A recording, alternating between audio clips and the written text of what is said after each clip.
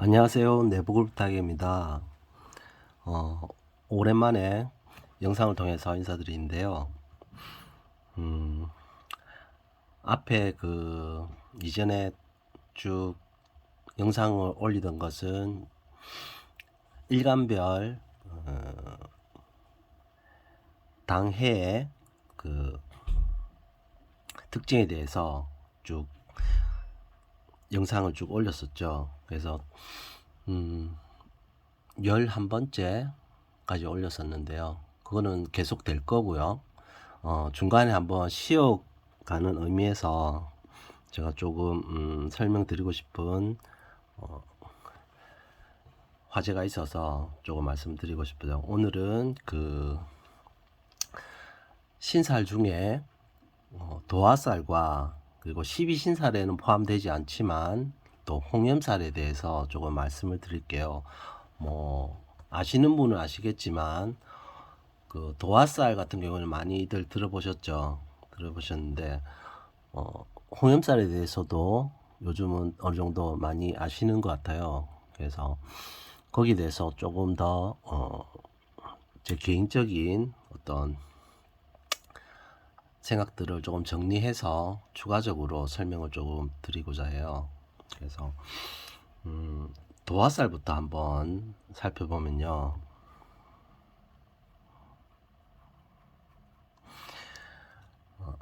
도화살은 지지 12지지 중에 왕지에 해당되는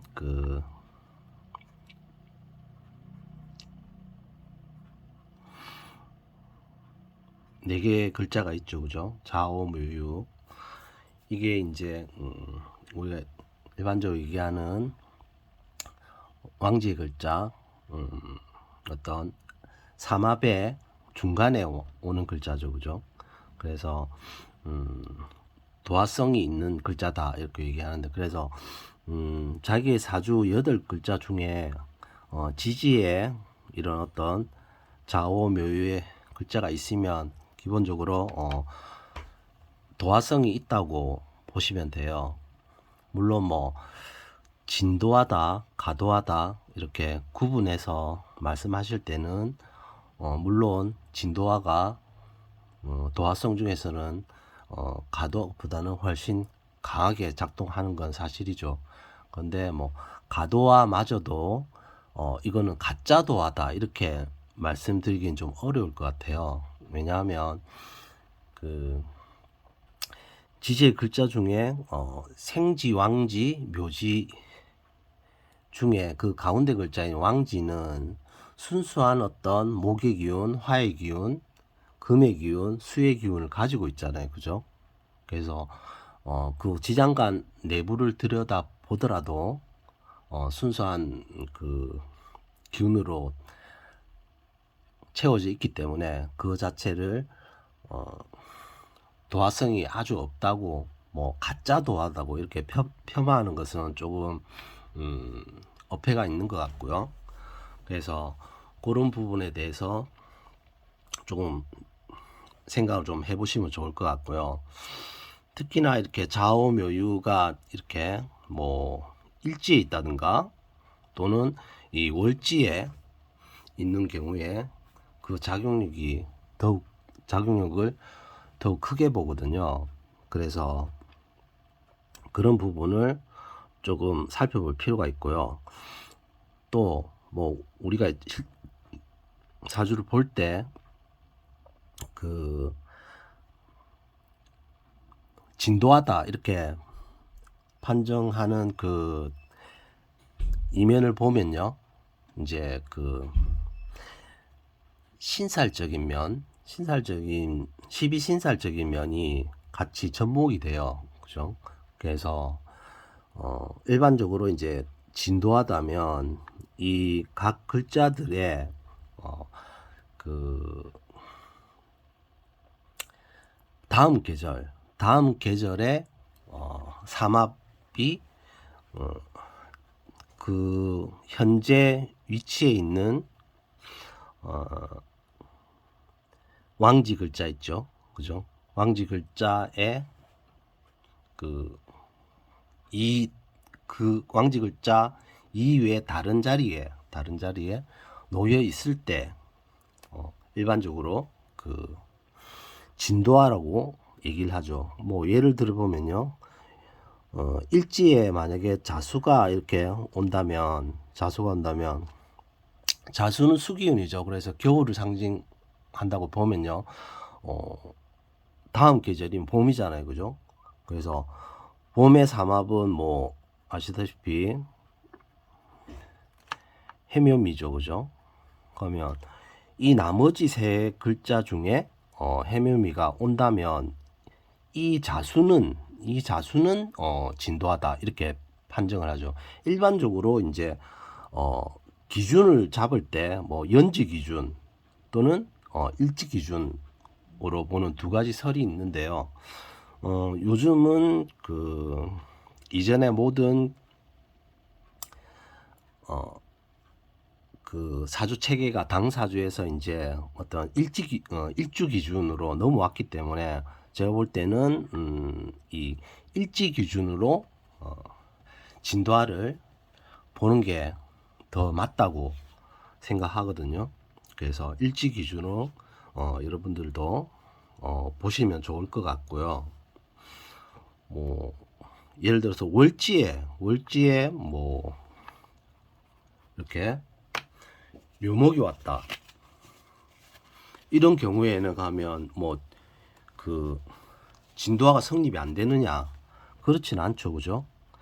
뭐 내나 그 묘목 같은 경우에 이제 봄기운이니까 그 봄기운의 다음 계절인 이제 인호술, 네.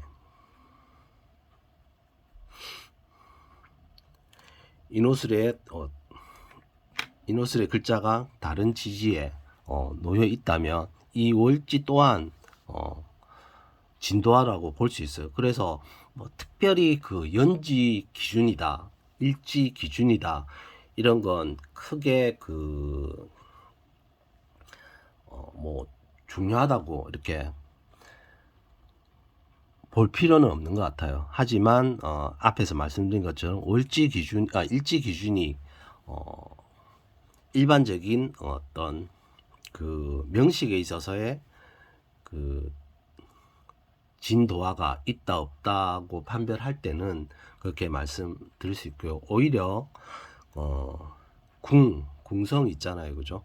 궁성이 놓인 자리가 이렇게 일주 시주에 뭐 진도화가 있느냐 또는 월주 연주에 진도화가 있느냐에 따라서 그 어떤 활용성 있죠. 활용성이 달라질 수 있다고 보시면 돼요. 그래서 그건 어떤 활용성에 있어서의 어떤 그 통변을 할 때 이렇게 분석을 하시면 될 것 같고요. 그래서 딱 한 가지 진도화가 있느냐를 판별할 때는 그 해당 지지에 그 명식의 지지에 특정 자리에 이렇게 왕지가 놓여 있으면 그 이외의 글자에 어떤 다음 계절에 삼합이 있는지 확인을 하고 그 삼합이 있으면 진도하다고 얘기하시는데 사실 조금 더 깊이 들어가 보면 뭐 예를 또 하나 더 들어볼까요? 뭐 이렇게 시지에 유금이 있다. 그럴 수 있잖아요. 그죠? 시지에 유금이 있는데 그 유금을 그 진도화로 만들어주는 삼합이 이제 신자진이잖아요. 그죠? 신자진인데 위치에 따라서 뭐 있다면 무조건 이게 진도화가 될 수 있는데 사실 그 거리도 어느 정도 생각해 볼 필요가 있고요. 또 그 궁성도 같이 고려할 필요가 있어요. 궁성은 이제 앞에서 얘기했고 거리도 조금 생각해 볼 필요가 있고요. 그래서 뭐 예를 들어서 이 유금을 진도화로 만들어주는 글자가 진이 월지 자리에 있다. 이러면 물론 시자리에 있는 유금은 진도화가 되긴 하지만 조금 거리가 멀죠. 그래서 일지 자리에 뭐 진이 있는 경우보다는 조금 약하겠죠, 그죠? 그 약하다는 근거가 이 도화의 그 어떤 특성에서 나오는 거거든요. 도화라는 거는 발산하는 에너지잖아요, 그죠? 그래서 왜 기본적으로 뭐 왕지 자리에 다음 계절에 삼합이다 이런 말이 나오는지 조금 더 원리적으로 생각을 해보면요. 예를 들어서 유금 같은 경우에는 신자진이잖아요, 그죠? 다음 계절이면 신자진인데 이게 의미하는 뜻은 것은 오행상으로 식상이 되는 거죠, 그죠? 이 왕지 자리에 대비해서 다른 자리의 글자가 식상이 되는 거잖아요, 그죠? 예를 들어서 유금은 진토가 뭐 십성상으로는 뭐 식상이 되진 않지만 사실 이 진토가 속한 그룹이 자수가 왕지로 있는 그룹이잖아요, 그죠? 그렇게 되면 이게 수의 기운의 종착점이 되는 거죠, 그죠? 그렇게 어떻게 됐든 간에 어떤 넓은 의미에서의 어떤 오행의 관점에서 본다면 수기로 볼 수 있죠. 그렇게 된다면 식상이죠, 그죠? 그래서 도화는 뿜어내는 기운이잖아요, 그죠? 그래서 그런 쪽에 있어서의 어떤 큰 맥락에서 이런 그 다음 계절에 삼합이 왔을 때 진도화가 된다고 이렇게 이해를 하시면 될 것 같아요. 이해가 잘 되셨을 것 같아요. 설명을 해드렸으니까. 그래서 그렇게 그래서 뭐 진도와 과도화는 그렇게 어려운 건 없어요. 개념상으로 뭐 발산하는 기운이다, 또 쭉 지속되는 강한 에너지다, 이렇게 기억을 해 두시면 되거든요. 그래서 이 도화쌀과 비교해서 또 생각해 보기 위해서 제가 또 홍염쌀도 같이 한번 설명을 드려 볼게요.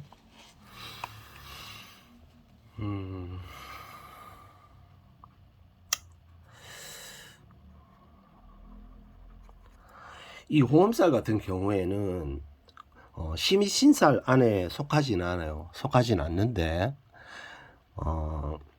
도화하고 연결해서 이렇게 기억을 해 두시면 좋을 것 같아요.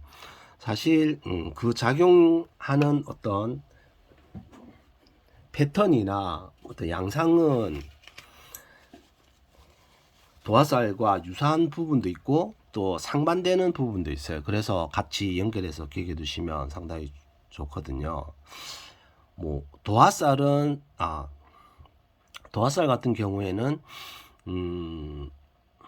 뭐 몇 개 안 되죠, 그죠? 좌우 묘미만 기억하시고 그 주위의 어떤 지지대의 상황을 살펴보면 되는 거니까요.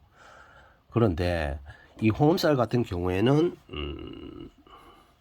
어떤 글자 자체가 와서 뭐 이게 홍염이 된다, 이런 규칙이 있긴 해요. 있긴 한데 왕지와 뭐 연결된다, 이런 구조는 아니거든요. 그래서 홍염살이 되는 구조를 한번 제가 한번 적어 볼게요.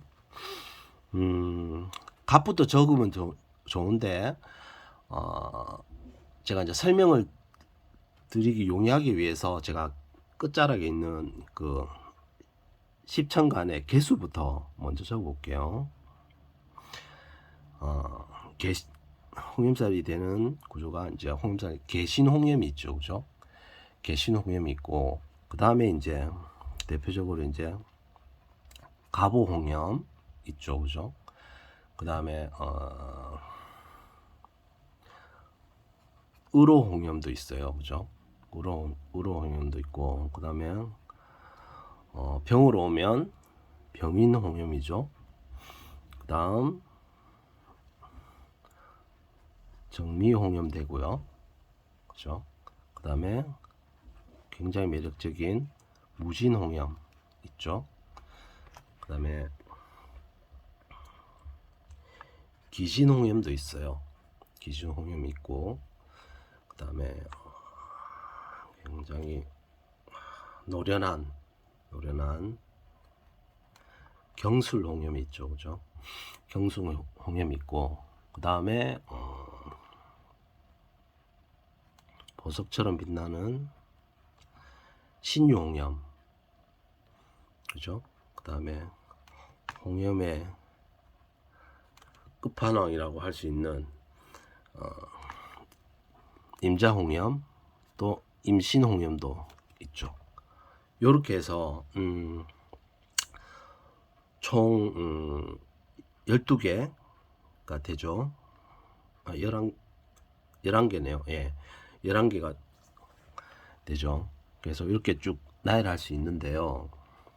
요 어떤 그 규칙성 또는 원리 어디서 왔는지, 왜 이 구성이 됐을 때 홍염쌀이라고 부르는지, 이거에 대해서 조금 이해할 필요가 있어요. 그래서 요런 데 대해서 언급하시는 분이 거의 없더라고요. 그래서 그 부분을 말씀드리면요. 그 앞에서 홍염쌀 같은 경우에도 신살에서 옮겨왔잖아요. 그죠? 그게 진도화가 되기 위해서는 어떤 신살에 있어서 겁재천지년, 그 연쌀 또는 뭐 도화쌀이라고 말하죠.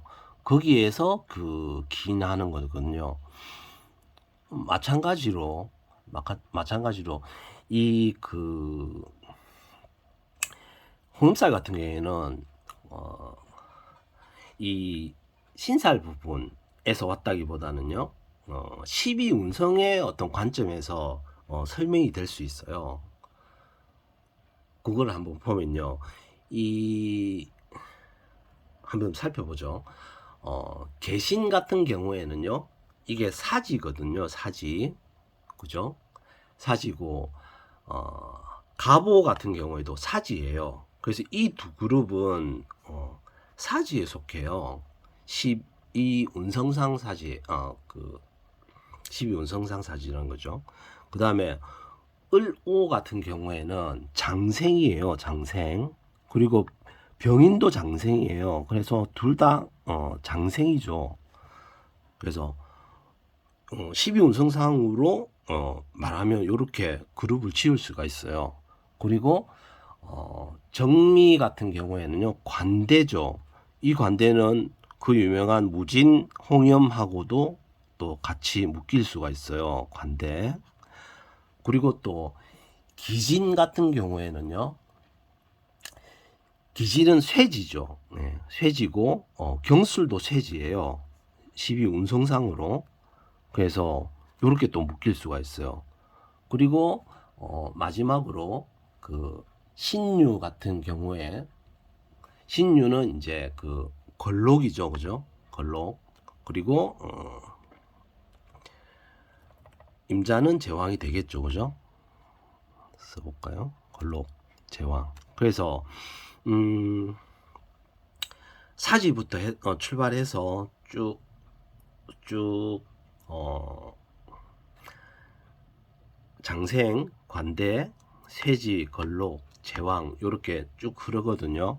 흐름 자체는 이렇게 그룹상으로는 뭐 완전히 딱 쌍으로 짝지어 줄 수 있는데, 뭐 어떤 그 천간의 흐름하고는 약간 역행되는 부분이 없진 않아요. 그죠? 보면 관대에서 걸록으로 가야 되는데 쇠지가 앞쪽으로 와 있죠. 그래서 그 쇠지 부분, 기진, 그 다음에 경술, 이 두 개가 조금 특징적이고, 나머지는 어떤 흐름에 있어서는 자연스럽게 흘러간다고 볼 수 있어요. 뭐 제왕 다음에 사지가 어차피 오니까요, 그죠? 그래서 그렇게 볼 수 있고, 왜 그럴까 이렇게 한번 생각을 해봤는데, 사실 이 쇠지 같은 경우에는 이제 이 토가 천간에 토를 놓고 있잖아요, 그죠? 그래서 토의 특성에서 어떤 이 흐름의 어떤 약간의 어떤 불규칙성이 나타나는 게 아닌가 하는 그런 생각을 해봤었고요. 어쨌든 뭐 그거는 조금 제쳐놓고, 그래서 경신부터 개신홍연부터 갑오으로 병인, 정미도 굉장히 세죠.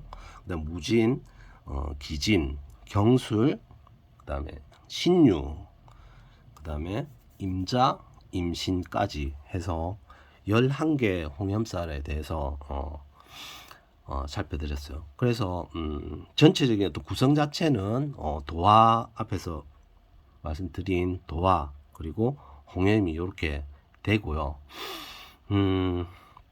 도화와 홍염의 어떤 특성에 대해서 조금 이렇게 분류를 해서 조금 더 말씀드리면요. 도화 같은 경우에는 어떤 그 특성을 본다면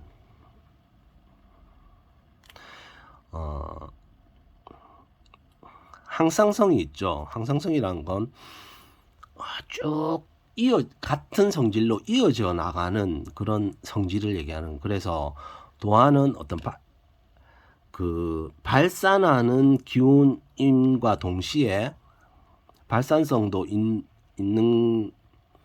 있음과 동시에 어떤 항상성, 쭉 밀고 가는 강력한 힘이 도화라면 어떤 변동성, 홍염은 변동성이 있죠, 그죠? 왜 보면 홍염 자체도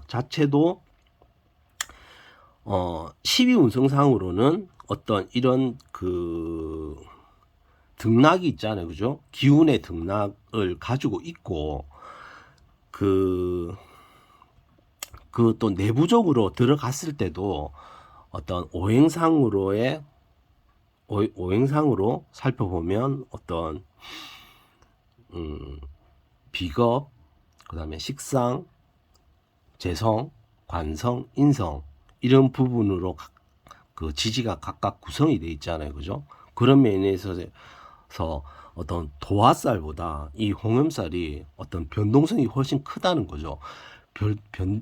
이런 어떤 홍염살의 변동성은 그 외부와 그 작용을 할 때 훨씬 더 기민하게 또는 매력적으로 또는 다정다감하게 또는 치명적으로 또는 전략적으로 여러 가지 형태로 변화가 될 수 있다는 걸 의미하고 있어요. 그래서 저는 사실 뭐 도화살도 굉장히 매력적인 살로 보지만 홍염살도 굉장히 매력이 있는 그런 살이라고 생각을 해요. 어떻게 보면 홍염살은 또 흡인성이 있다고 그러죠. 흡인성. 도화가 발산성이 있다면 흡인성, 사람을 끌어당기는 어떤 에너지, 힘이라는 거죠. 그래서 자기가 어떤 쟁취하고자 하는 대상 또는 자기 편으로 끌어들이려는 존재에 대해서는 도화보다 오히려 홍염이 더 강한 형태로 나타난다는 거죠. 그래서 우리가 흔히들 많이 얘기하는 12신살 안에 포함되어 있는 도화살, 연살 도 중요하지만 그 못지않게 이 홍염살도 중요하다고 볼 수 있고요. 사실 또 홍염살은 또 부작용이 뭐 도화살도 있지만은 홍염살은 그 매력이 큰 반면에 부작용도 그만큼 또 위험을 안고 가는 거죠, 그죠? 그래서 특히나 홍염살 자체가 그 대상이 그 이성에 대해서 좀 더 작용력이 크다고 얘기를 하거든요. 그래서 이성이라면 남자한테는 재성이죠, 그죠? 재성. 여자한테는 관성이잖아요, 그죠? 관성. 그래서 관다녀, 관다녀라니까 이상한데 관성이 관성 혼잡. 그 다음에 남자한테는 재성 혼잡인 홍염살 명식인 경우에는 상당히 좀 그 어떤 부작용이 될 수도 있고 뭐 또 그 속에서 또 좋은 점이 나올 수도 있겠지만요. 그런 면이 더 커진 홍염살의 어떤 작용력이 훨씬 더 커진다. 이렇게 기억을 하시면 좋을 것 같아요.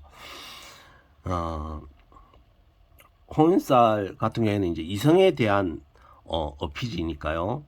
그래서 그런 점에 있어서는 조금 더 조심히 다룰 필요가 있어요. 그리고 그 도화와 마찬가지로 해당되는 그 위치 있잖아요, 그죠? 예를 들면 뭐 가보는 일주로 그대로 올 수 있잖아요, 그죠? 근데 일주로 올 수 없는 그런 형태가 있잖아요, 그죠? 이렇게 뭐 우로 같은 경우에는 을일간은 오가 올 수 없죠, 그죠? 그래서 나머지 이제 세 자리에 이렇게 오화가 오는 경우에 이제 홍염이 걸리는 거죠. 특히나 뭐 바람직한 경우는 이제 이렇게 월지 연지로 빠져나오는 경우는 조금 더 바람직하게 보긴 하는데요. 뭐 시지로 이렇게 들어오는 경우에는 상당히 조금 부작용이 좀 있을 수 있는데 또 시지에 있음으로 해서 또 그 자기의 어떤 그 일적인 부분에 있어서 뭐 예를 들면 시지를 또 부업 뭐 취미 이런 쪽으로 보잖아요, 그죠? 그러면 그런 쪽에 있어서 자기 어떤 재능, 만약에 뭐 사람을 대하는 일이 대부분이잖아요, 그죠? 그런 쪽에 있어서 그래서 그런 부분에서 재능을 나타낸다 이렇게 볼 수 있죠. 그래서 각 어떤 공성이 가지는 특징, 또 특히나 아까 재성 혼잡, 그 다음에 관성 혼잡, 남녀 공이 조금 더 조심해야 된다고 말씀드렸는데, 또 요거 말고도 예를 들면 도화는 발산성인데 홍염은 발산성은 빠져 있잖아요, 그죠? 빠져 있는데 예를 들어서 사주 명식 안에 식상이 강하다 이러면 뭐 이 중에서 뭐 그 장생홍염이든지 뭐 관대홍염이든지 쇠지홍염이든지 걸록홍염이든지 왕지홍염이든지 간에 그 중에서 이제 어떤 오행상으로 발산하는 인자들 가진 그 홍염이 있잖아요, 그죠? 예를 들면 뭐 갑오 같은 경우에는 오행상으로 생을 하잖아요, 그죠? 일지를 생하는 경우에는 네, 좀 더 어떤 식상의 형태가 세다고 볼 수 있죠. 그런데 다른 지지의 구성에 어떤 오화와 삼합이 되는 형태의 어떤 글자가 놓인다든지 하면 이 에너지가 식상이 더 커지겠죠. 그렇게 되면 홍염의 기운도 그 따라서 같이 커지는 형태가 되니까 그런 부분도 꼭 이렇게 사실 보실 때 생각을 해 주셨으면 좋겠어요. 그래서 정리를 하자면 도화는 항상성, 발산성으로 대표할 수 있고 홍염은 변동성 그리고 흡인성, 사람을 끌어들이는 형태의 매력 그런 걸로 이렇게 정리를 할 수 있겠습니다. 그래서 오늘은 도화와 홍염의 어떤 각각 특성에 대해서 비교해서 이렇게 정리를 해서 말씀드렸고요. 또 기회가 되면 그 앞에 이어져 앞에 쭉 해왔던 일간별 올해가 이제 2024년 갑진이죠, 그죠? 제가 개면년부터 시작했는데 이제 갑진으로 넘어왔는데 갑진 나머지 60갑자 중에 또 남은 일주들 있잖아요. 그것도 가능한 한 또 빨리 영상을 만들어서 한번 이어서 또 올려보도록 할게요. 자, 다음 시간까지 잘 계시고요. 또 뵙도록 할게요. 시청해 주셔서 감사합니다.